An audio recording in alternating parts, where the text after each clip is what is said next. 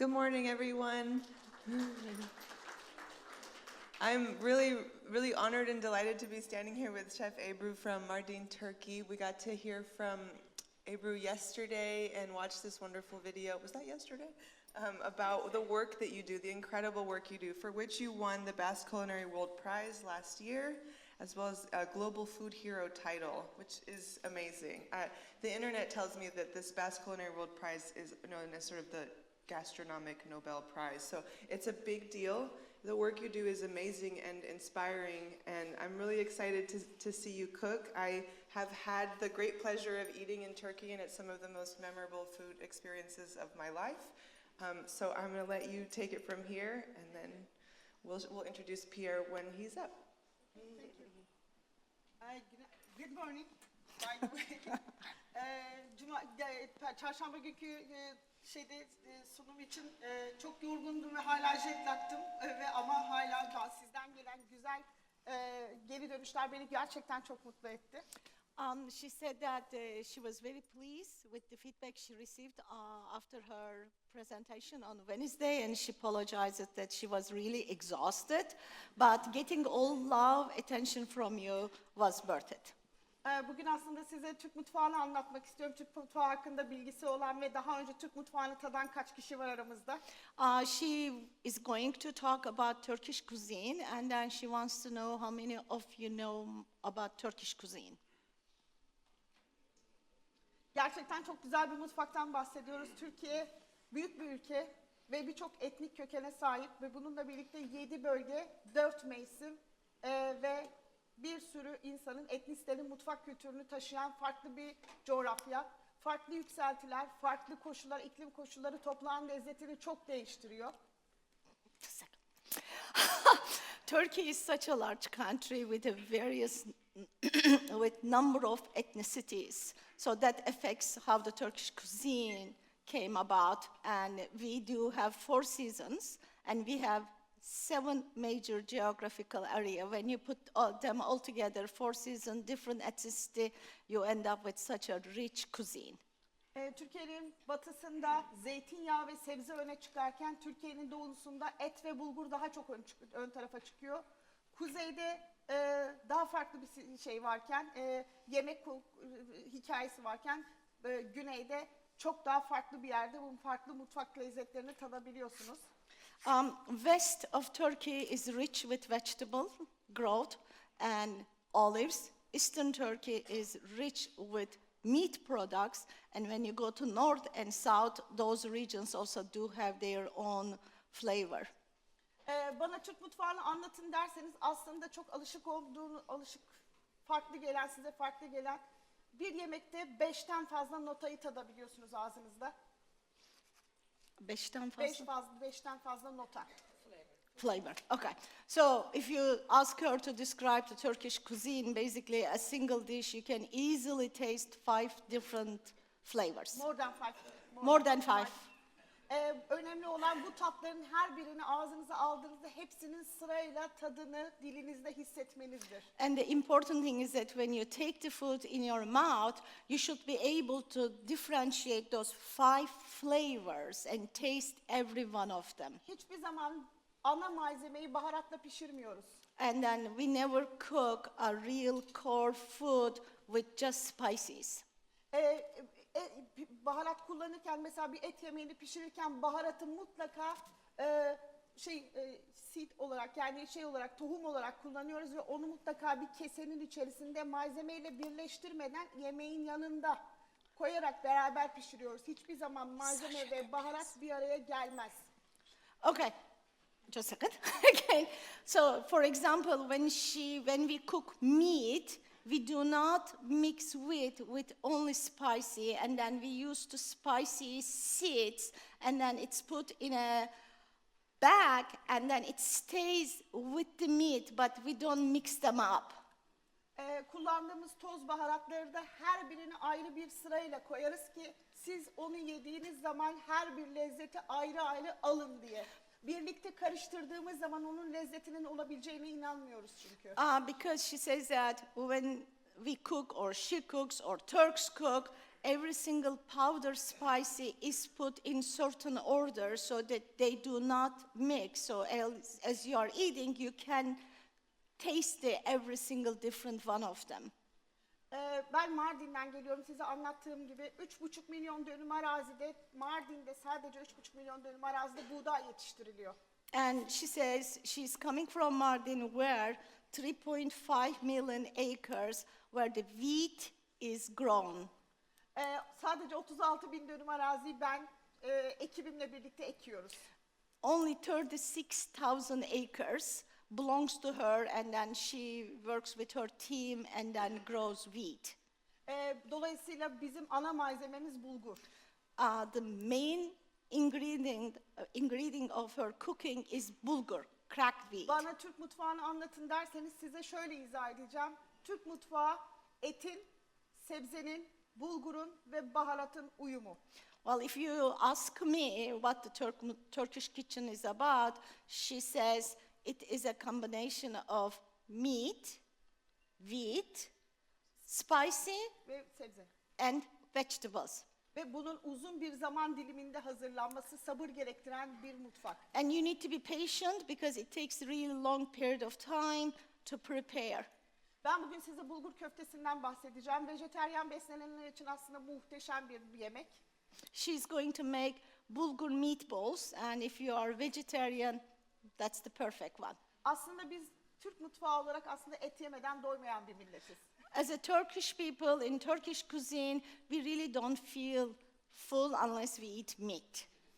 Ama bizim de böyle basit yemeklerimiz var. Tarlaya giderken ya da o gün günlük işimizi yaparken çabuk hızlıca yaptığımız yemeklerimiz var. But we also have those practical meals that we prepare during our busy day or before we go on work on farm, something that we can put together quickly and then feel full. Bugün onlardan bir tanesini sunacağım size. And she's going to make one of those today. Burada görmüş olduğunuz bizim köfte yaptığımız köftelik bulgurumuz var. This is a bulgur for köfte, meatballs. Aslında bulguru anlatmak için bize saatlerce size bulguru anlatabilirim. Bulgurun nasıl yapıldığını, nasıl pişirildiğini anlatabilirim. Fakat bugün en basit haliyle bugün sadece size köfte yaptığımız bir bulgurumuz var. Yıkanmış bir buğdaydan yapılmış buğdayımız var. Bunda gluten çok az. Gluteni az olduğu için biz bunu pilav olarak da pişirebiliyoruz. I can talk hours and hours how we prepare bulgur, but today she's just taking this bulgur that is designed and it's washed and it has minimal amount of gluten for the meatballs.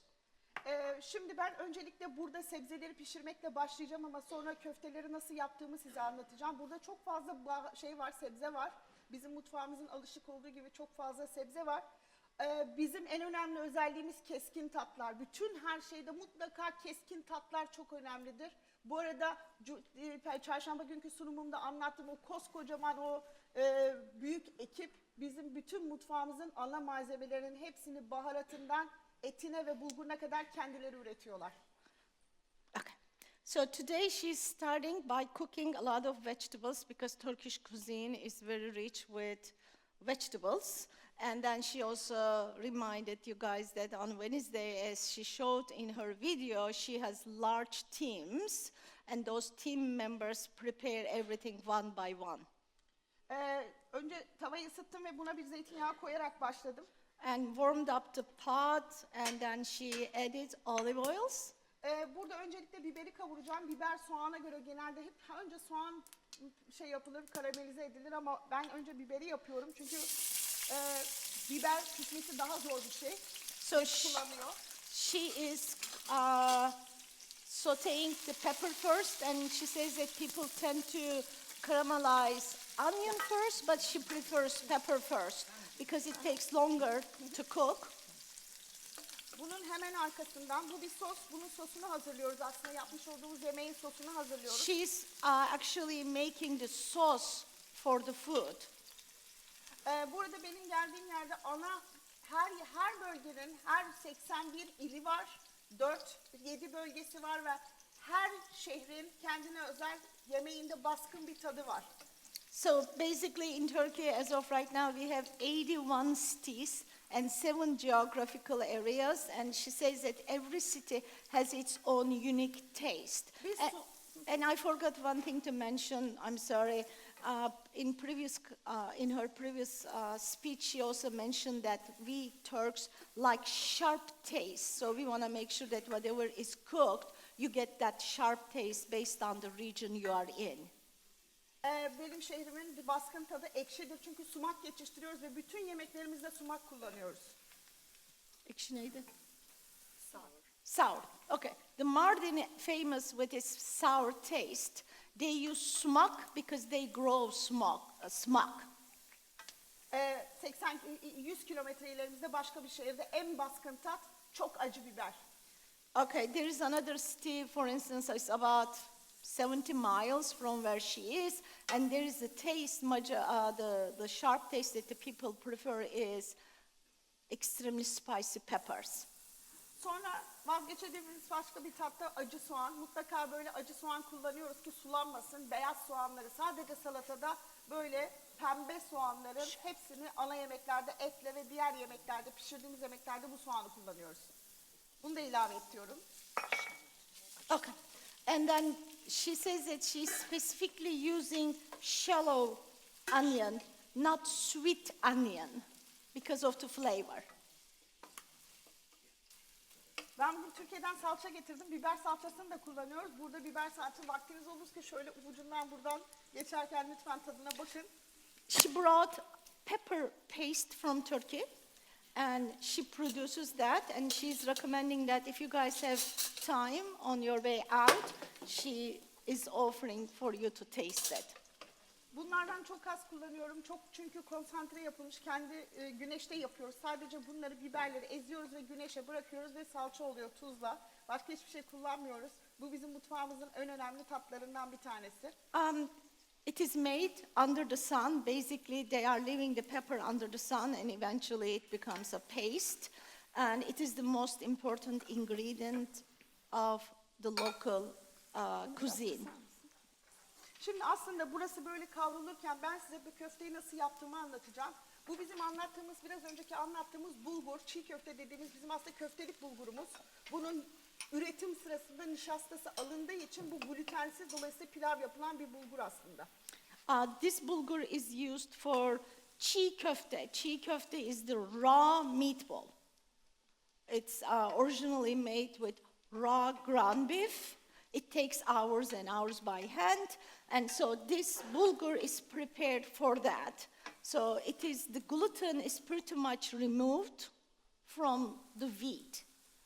Bu aslında bu köftenin ana iskeletini oluşturuyor. Which one? Bu bulgur. Okay, so this is the main ingredient of meatball. It's the base. Ağızda tane vermesi için, ağızdaki o ana hani eriyip gitmeden önceki o ana tadı vermesi için biz bu bulguru kullanıyoruz. Because it basically, she says that they are using this specific type of bulgur to maintain the flavor in your mouth. Ama bunu hamurlaştırmam lazım, bir hamur elde etmem gerekiyor. Bu hamura bir ölçü bundan kullanıyorsam 2 ölçü irmik, 0 numara irmik kullanarak karıştırıyorum. İrmik neydi? Samolina. Samolina. Ve buna kuru kişniş kullanıyorum, toz kişniş biraz, tuz, bir ölçü köftelik, 2 ölçü samolina, biraz Kumin? kişniş, koriander ve tuzla birlikte soğuk suyla ıslatıp bırakıyorum. Sonra onları yoğurduğum zaman şöyle bir hamur elde ediyorum. Bu hamurlaşıyor ve ondan sonra bu hamurları elimi suya batırıp şöyle küçük küçük parçalar alıyorum. Elimde çeviriyorum, bastırıyorum, atıyorum. So basically, she is taking one cup of bulgur, 2 cups of semolina, and she is mixing it with salt, kish, and water, I suppose. Evet, So, gerektiği zaman elimi suya Okay. batırıyorum, tekrar ıslatıyorum. Bu şekilde döndürüyorum, yuvarlıyorum, bakın bir top haline getiriyorum. Sonra bastırıyorum, atıyorum. Bu şekilde bunların hepsini hazırladıktan sonra makarna haşlar gibi bunu tuzlu suyun içerisine, aslında ben bunu hazırladım, tuzlu suyun içerisine atıyorum ve tekrar haşlıyorum. So basically, once the dough is ready, as you could see, she is basically taking a piece and pressuring the middle and creating those little shell type. And then she previously prepared enough, and she is boiling them in hot water like she's making pasta. And adding salt, of course. Bu birazdan haşlanacak.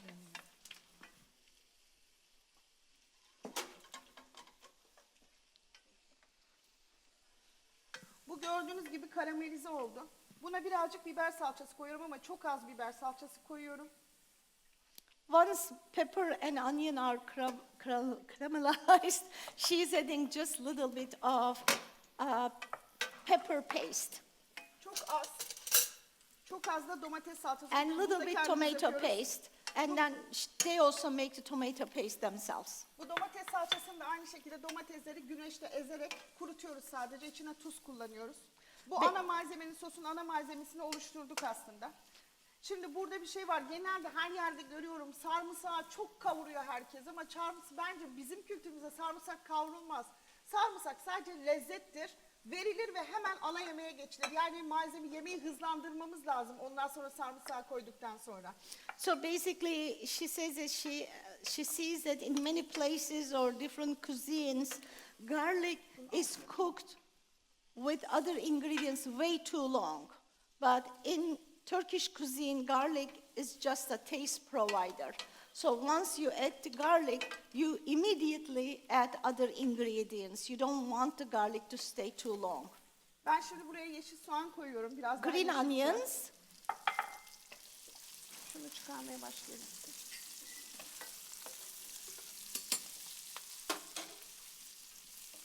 Bunlar piştiğini anlıyorsunuz. Yukarıya doğru çıkıyor böyle haşlanmış bir halde.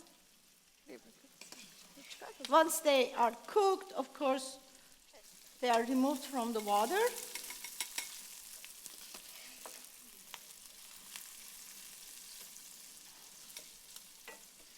Şu anda bakın zeytinyağına koydum. Daha önce dünden hazırladım sarımsağımı. Sarımsağımı ezdim ve sarımsağı zeytinyağının içerisine koydum. Burada da çok az bir sarımsak koyuyorum. Bu da bir lezzet. And the garlic she prepared yesterday, and then she put in olive oil. So the garlic stayed in olive oil overnight, and she says that she also added very little of garlic. And she add the pasta pieces. Gördüğünüz gibi her şeyin bir sırası var. Sıra çok önemli. Bu lezzetlerin her birini ağzınızda tek tek alabilmek için bu sırayı takip etmeniz çok önemli. The order really matters. If you do not follow the order, you cannot taste everything in there separately. They get all mixed. Şimdi geldik aslında işin en güzel kısmına. Is the best part now. Şimdi bu böyle pişti aslında. And so it's ready, already cooked. Bu nane, kuru nane. Bu da Türkiye'den geldi. Dry mint she brought from Turkey. Koydum. Nane. Sonra tekrar kişniş koyuyorum. Kişniş? Toz kişniş, koriander. Ne? Coriander. Evet. Coriander. I'm sorry. Ve allspice. Yeni bahar. Old spice. Ve ondan sonra karabiber. Black pepper. Bunun altını kapatıyorum. And she will put the lid on it. Ve bunun üzerine maydanoz ekliyorum. And this is the parsley. Ve bunu şu anda karıştırmıyorum. Bunu sunacağım. And she's not mixing them up.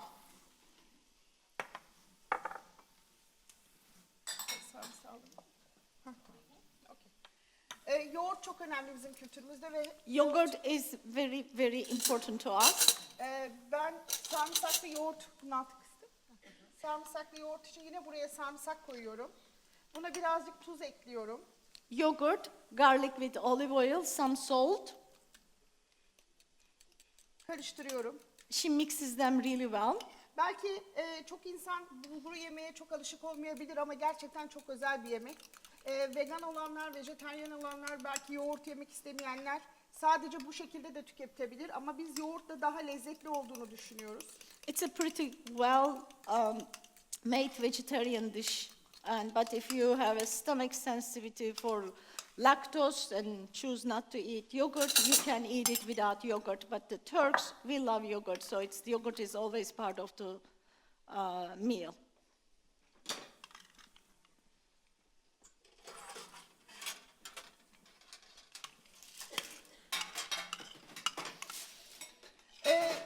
Kuraklıkla ve iklim kriziyle savaştığımız bu günlerde aslında gıdanın geleceğini düşündüğümüz zaman dayanıklı gıdaların daha önemli olduğunu düşünüyoruz. As we are all fighting with the global warming, the food becomes far more important, and then we need to come up with sustainable food. Suyu daha verimli kullanmak zorundayız. O yüzden gıdanın geleceği için bu ürünler daha ön plana çıkıyor. Bulgur, mercimek, baklagiller daha çok ön plana çıkıyor. And then we need to use the water more carefully so that the food such as lentil, beans, garbanzo beans, they are very important. Size anlatmıştım. Kullandığımız bulgur, şu anda kullandığımız bulgur Mezopotamya'nın en eski buğdayı. 12 bin yıllık bir geçmişi olduğunu biliyoruz ve bu buğdayda gluten oranı düşük ama protein, bitkisel protein oranı %17,5. And then she is reminding you is that from her Wednesday presentation, bulgur that is currently used, it belongs to the Mesopotamia, and the age of bulgur is about 12,000 years old with a minimum gluten, and the protein percentage is about 17. So as they pay more attention to drought-resistant food, looks like we will all need them more actually pretty soon. Yemek hazır aslında. The food is ready.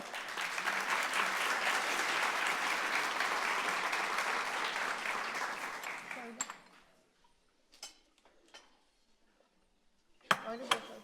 Çok teşekkür ediyorum. Thank Çok you sağ very olun. much. Thank you so much. There was like an audible murmur when that hit the plate. I hear you. I feel the same. That Resim looks, çekmek istiyor da. smells so good. Thank you so much. That is really wonderful, and I'm really glad you touched on sort of the history of bulgur. This is a really important crop, and I'm really pleased to introduce Pierre Thiam, who is another champion of biodiversity and sustainable agriculture and really promoting crops and products that can move us into the future, into sort of a new world, less water, less resources, but we want to keep these things around so that we can keep cooking these dishes that mean a lot to us. I first met Pierre in Denver a long time ago. He is a really, really important and enthusiastic member of the slow food community. We are so glad to have him here. He is the chef owner of 2 restaurants and Yolele Foods, which packages fonio, which maybe you had some of it for breakfast this morning. Thanks for being here, Pierre, and I will let you take it away. Thank you, Giselle. Thank you, and good morning, everyone. Thank you, Giselle. It's a pleasure to see you again. Indeed, slow foods is what we should all be thinking about. And this dish I'm cooking today is slow food at its best. But obviously, we're going to accelerate it as in TV. But my mom, when she cooks it, could be taking the whole day. It starts in the morning. She goes to the market in Senegal, where I'm from, or pretty much all over West Africa, or East Africa. We have an approach to cuisine that's, when you look at the pyramid of our diet, is strongly plant forward. And this dish is called mafé. It's a peanut sauce. And this peanut sauce is one of the mother sauces of our cuisine. We have few mother sauces that you don't really learn in classical culinary cuisine. You learn the French mother sauces. But West Africa also has these mother sauces. And one is a nut-based sauce. This one is peanut. We're using peanut. But you can also have sesame. You can have other nuts. If you're allergic to peanuts, you can use cashew nuts, whatever works for you. And this mother sauce has influenced other regions of the world. You have, in Mexico, there is some suspicion that it's connected to the mole, so which is also the same similar mother sauce with nut-based, and sometimes people add chocolate to it. So here, I start with our tradition. It's like the mirepoix. In Senegal, often the sauces, the stew starts with onions, tomatoes, sometimes you can have green peppers, sometimes celery. And here we have onion, tomatoes, and oil, tomato paste that's been used. So you have chopped onion, and then we had some garlic added to it. And you let it cook for a minute. You really stir it at a low temperature so that you don't burn the sugar that's in the tomato paste. You don't want that off-putting burnt flavor. And as it cooks, you also really taking that pasty flavor taste out of it as well. And then the peanut butter. Peanut butter, we call it tigadege. You can use Jif. But again, ideally, smooth, no sugar, ideally. Sometimes it's not easy to find. But the peanut butter, I'm adding it right here. Some people like to add it gradually with the stock. But I'm stirring it alongside the tomato paste and the onion. And you really want to stir it. It's kind of like almost deglazing it. If you could see the bottom of my pot, all that scorched part is being taken by the peanut butter. And you want to create like a paste. And then gradually I'm going to add my vegetable stock. And if you were to use meat, because you can have it with meat, with lamb, you can have it with meat and lamb, or you can have it with fish, you cook it on the side. And then I'm adding my vegetable stock gradually just to make sure I dissolve the paste of the peanut butter. And as I stir it, so that paste is being dissolved.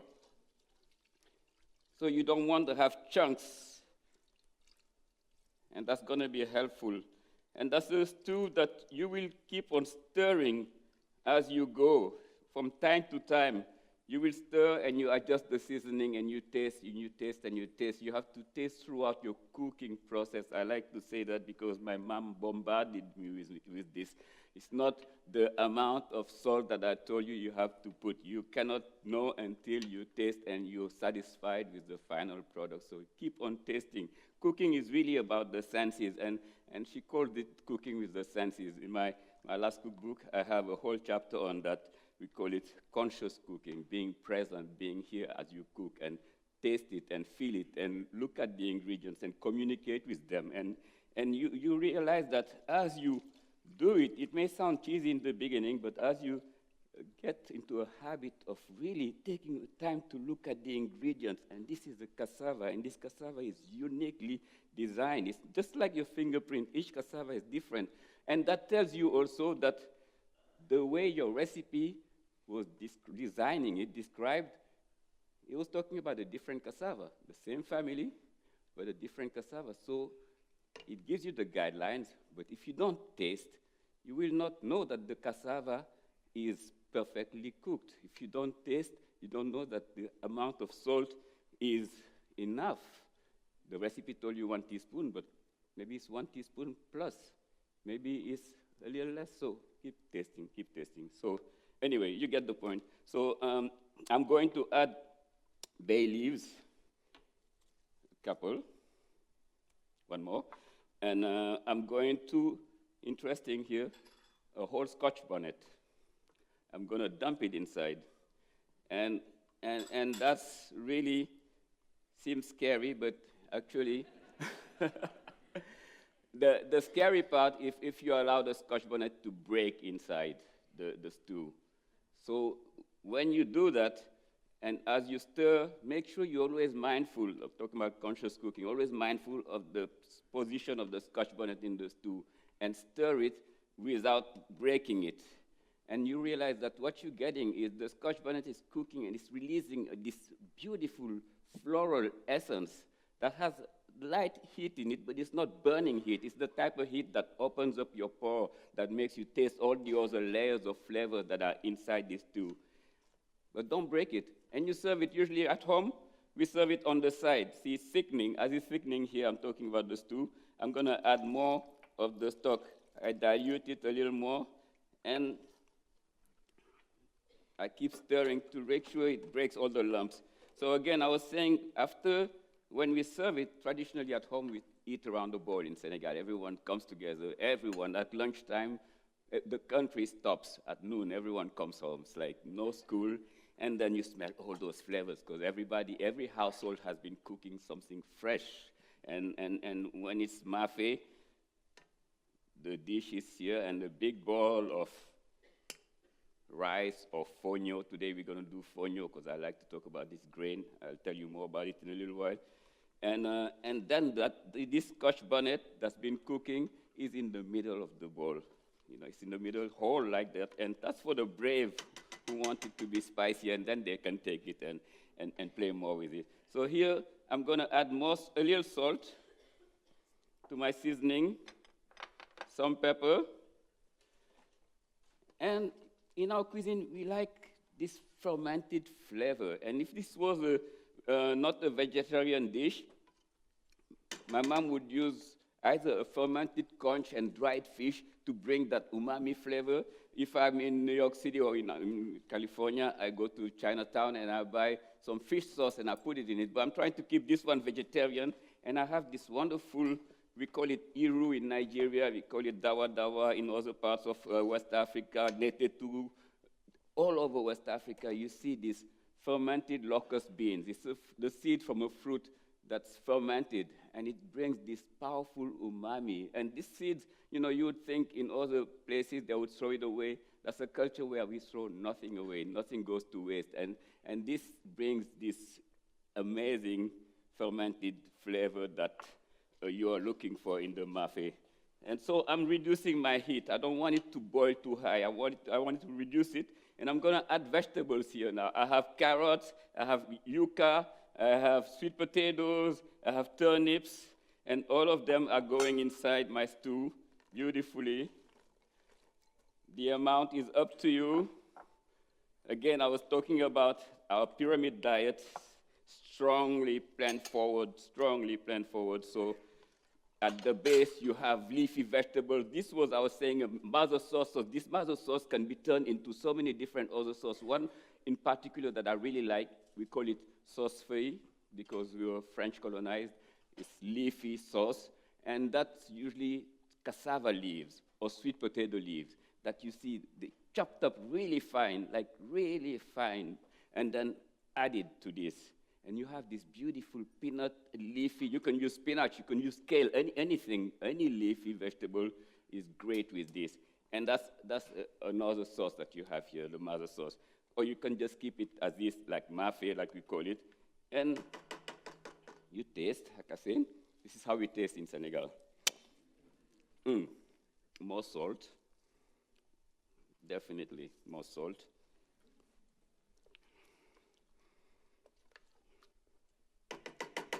And we let this thing simmer. And meanwhile, this fonio, this grain, I hope now you all have heard of it, because I've been just talking about this grain for how long now? Giselle heard me talking. I've been, you know, I was just shocked, you know, this grain. I grew up in Dakar. My grandparents are from the south of Senegal. And in Dakar, I never had fonio. And in the south of Senegal, where my grandparents are from, when I go in the summer vacation, fonio is king there. That's the grain for royalty. That's the grain they offer to honor their guests. If you want to honor a guest, they serve you fonio. And there's reasons for that. It's quite a delicate grain. It's tasty. It's versatile. It cooks in 5 minutes. It's very nutritious. But most importantly, it's drought resistant. It can grow in poor soil. And is grown by small farmers in a regenerative approach to agriculture. They grow it in rotation with amazing beans. It's just great for the planet. It's great for the environment.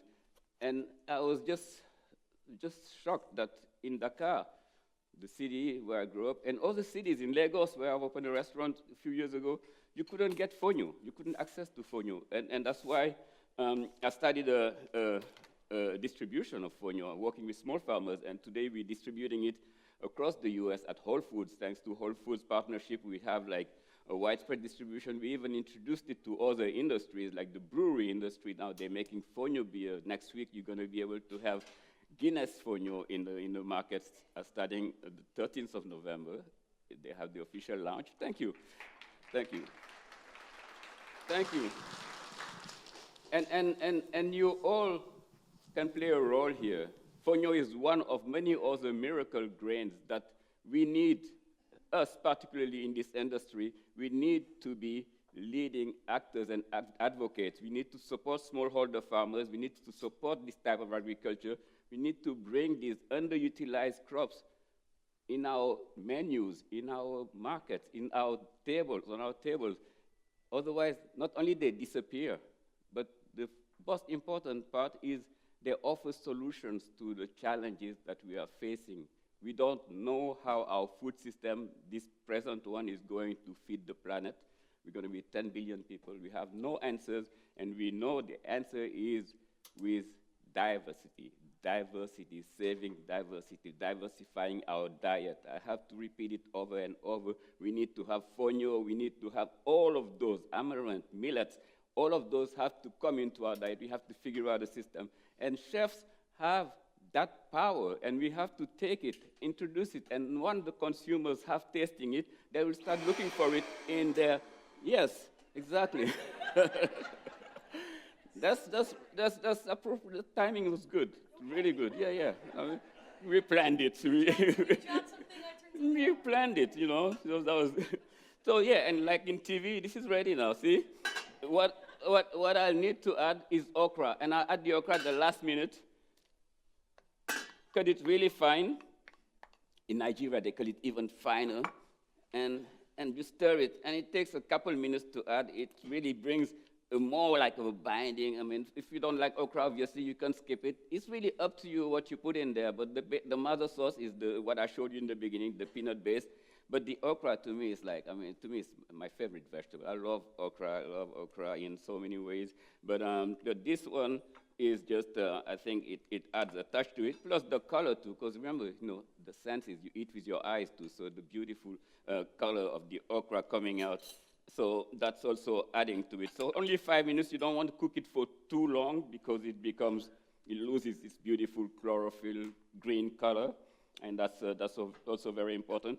So the fonio, we didn't cook it here today because it really cooks in 5 minutes. All you need to do is 2 cups of water, let it boil, 1 cup of fonio, reduce it to a simmer, keep it covered. Really, 3 minutes. 3 minutes, the water is absorbed, and you have this beautiful couscous-looking fonio. It's better than couscous. It looks like couscous, but couscous is a pasta, really. This one is a whole grain. It's gluten-free. It's rich in fibers. It's very, very, very nutritious. It has 2 amino acids that are deficient in most grains, and fonio has it in abundance. It's called cysteine and methionine. And it's been around for 5,000 years.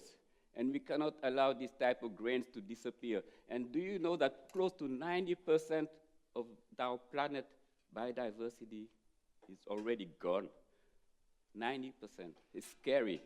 And the past 100 years, that's been going at an accelerated rate because of the food system that has been imposing upon us a limited number of grains, ignoring these amazing crops that are around the world that's been there for thousands of years, that are very resilient, can't be more resilient than that, millennia, and just deciding that we have to eat corn and rice and wheat and soy.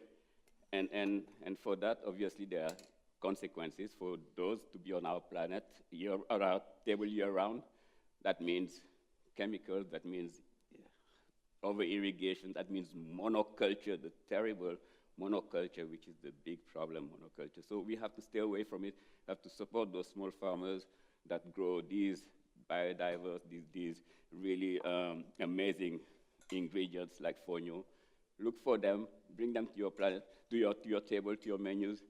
And plus, the good thing about it is they're very versatile. You can do it so many types of cuisines. You can make couscous, you can make salads. I make some beautiful taboules with it. You can make some porridge with fonio. You can have it for breakfast. Instead of 1 for 2 cups, you do 1 for 4 cups, and you have like a wonderful porridge.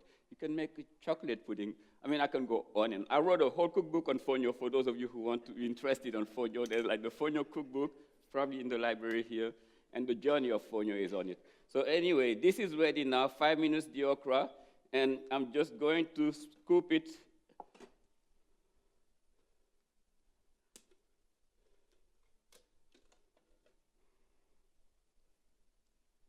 and I was talking so much, I lost sight of that Scotch bonnet pepper, so you may not want to taste this.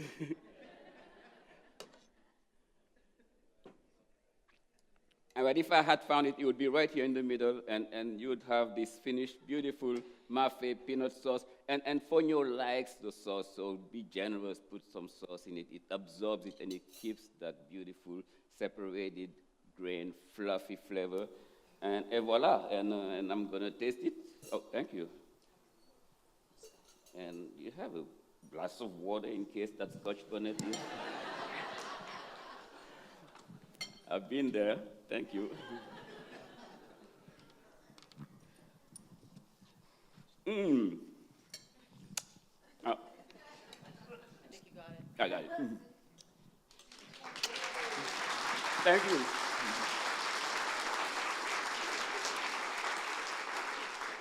Thank you, Rebecca.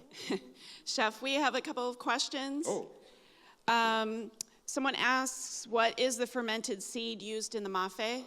Oh, it's called, in Senegal we call it netetu. It's a locust bean. It's a fruit that's shaped like a locust. It's sweet. And then the seed is just kept for a number of time in days, weeks sometimes, to ferment. And that's the kind of thing women do in Senegal. And then it's when you see it in its shape, it looks like, those who are familiar with Japanese cuisine, it looks like natto. It looks and even smells like natto. So yeah, yeah, she went, Because it has a off-putting smell. But when you do you have, you could pass it around to some people. Because you can look, the dehydrated version is not so strong. It actually has even a slight chocolate smell, and I think we can pass some around so you can taste it. It's really fermented, and yeah, it's a great ingredient to use if you want to have a vegan umami flavor without using fish sauce. That I highly recommend it. So we're bringing fonio to the market. We're also working on bringing other ingredients, and that one is one of them. That right now, Yolele, the name of my brand, I have to plug it shamelessly. So Yolele. Oh, this one is a umami. This is dawa dawa in Nigeria, netetu in Senegal. There's different names in every part of West Africa, and it's a locust bean, and the name will vary, but the name you need to remember is Yolele. Yolele is a brand that you would go to the markets. You can find the spices, and one of them we have has this ingredient in it. So it's a spice blend with netetu in it. And we even have it in one of our fonio pilafs as well, because we have fonio in the market. We also have fonio pilafs, and one of them is called Afro-Funk, and it has a lot of the netetu in it. So look it up, netetu, dawa dawa, iru. There's so many names, because you see it everywhere in West Africa. Even in Central Africa, they use it in that cuisine as well. Well, thank you, Chef, and thanks to Chef Ibru Bebara Demir, to Chef Pierre Tien, and to Giselle Kennedy Lord for a wonderful session. And Giselle, if you want to sit down. Thank you. And so I did want to say something.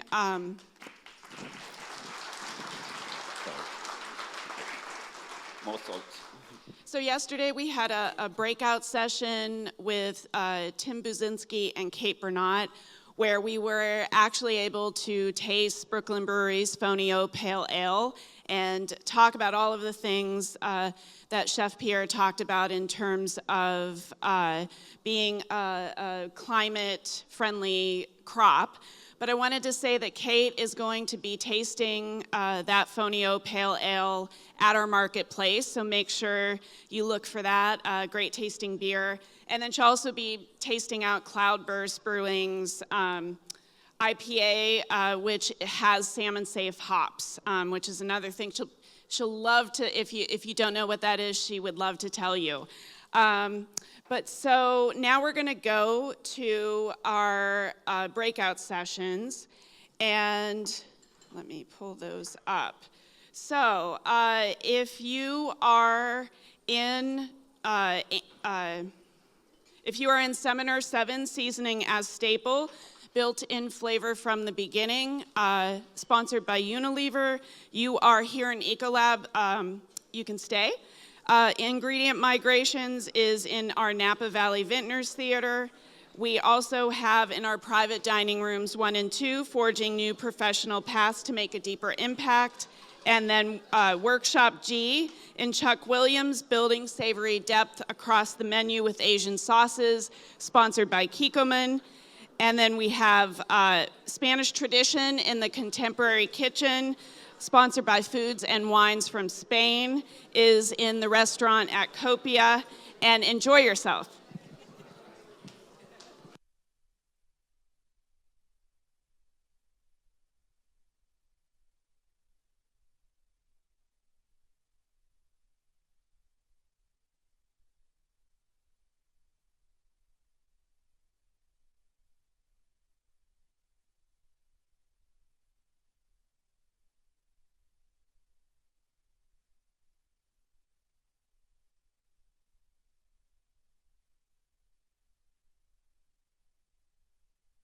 I'm going to show you how to make an elevated version of loaded smashed potatoes.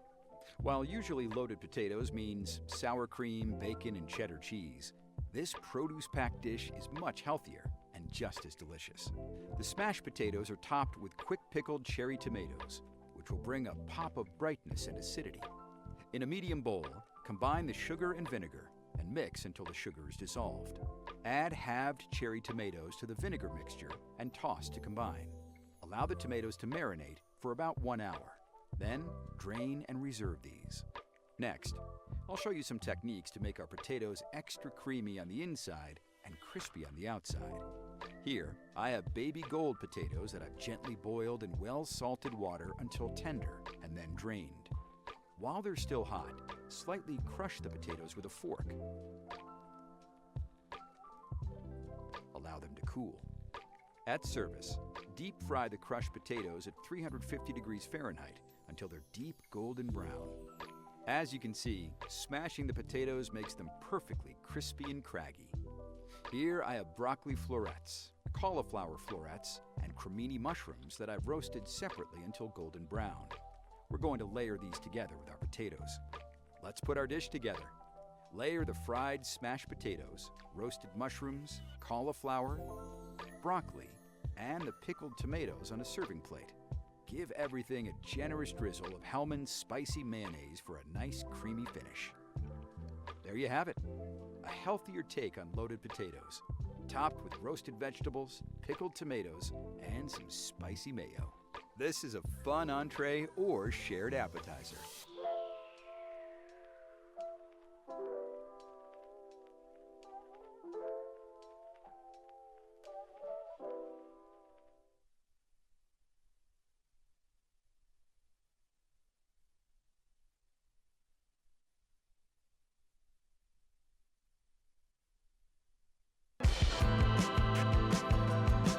Like 2 nights errant, and with great enthusiasm to continue our cheese route, we left La Mancha behind and headed towards our new destination, the unique cheeses.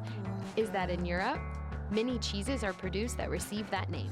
Cheeses such as Tatilla cheese, Torta del Casar, Afuega al Pitu, or a unique cheese that is produced in Murcia using unique ingredient Murcia al Vino wine.